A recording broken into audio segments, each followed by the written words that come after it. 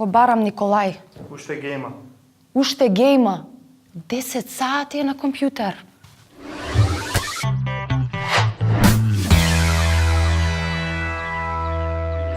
Николај, ајде време е. Ајде, побрзај. Треба да почнеме. Чекај, прекресум. Пред 5 минути ми кажа дека за 5 минути ќе дојдеш. Касниме со емисија. Абе, пред последниот посуп остави да го довршам.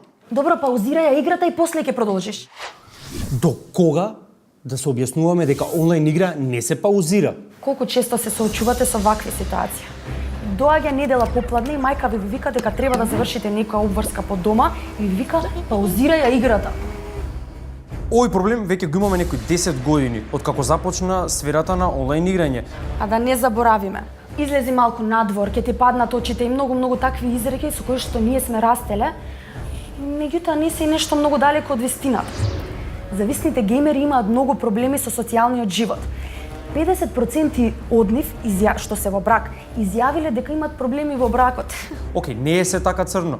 Американските војни институти направија истражување каде што тврдат дека доколку играте околу 21 час неделно, со тоа се подобруваат вашите когнитивни способности, вашата концентрација, самодоверба, а исто така и социјалната интеракција. Секако 24/7 не е добро за играње. Меѓутоа, 3 часа во денот е добро. 4 веќе е многу. А и да не заборавам, здравието е најважното од се.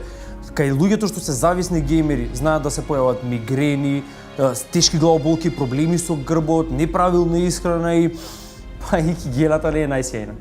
Па и затоа не штети утринско загревање, гимнастика или било какви други вежби. Можете и малце джогинг, овоше, зеленчук комбинација, здрав живот, нема ни стомак да имате. Ако не го одржувате вашето здравје, може да имате многу големи проблеми. Во 2005 година, еден 28 годишен дечко од Кореја почина бидејќи играл 50 часа без престан.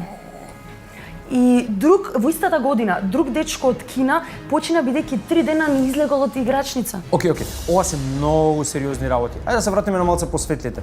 Докторот по филозофија Пол Кангуре направи истражување на темата водејќи ја хордата, каде што он детално во нејзе анализира за World of Warcraft и како се соработува со други луѓе, координација во тим и се разбира развивање на лидерски способности. Најнапред кога ја почнувате играта, започнувате со водење на 5 луѓе, па 10, па 25, на крај дури да резултира со 40 луѓе. Ти звучи нешто познато од ова? Секако, менеджмент на мали компании. Но тоа е добро, бидејќи во тие мали онлайн заедници кои што функционираат луѓе, таму се потикнуваат вредности кои што се добри за реалниот свет. Ако не ни верувате нам, тука е гораст. Не сме да се претерува. И во принцип, геймингот, ако земеме да речеме во мојата генерација на другари, испадне дека геймингот е најмалото зло од сите работи. Јас ниту пропушив, ниту се пропив, ниту се дрогирав, едноставно одев таму се забавував. Многу повеќе имав социјален живот од моите пријатели.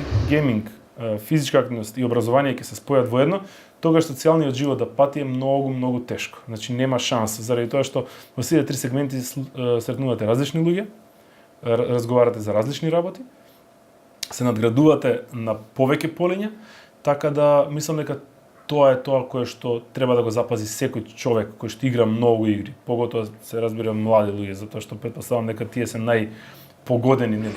Значи да резимираме, окей е да се гейма, но во умерена количина. Геймајте слободно, но не ги заборавајте училиштето, работата и друштвото.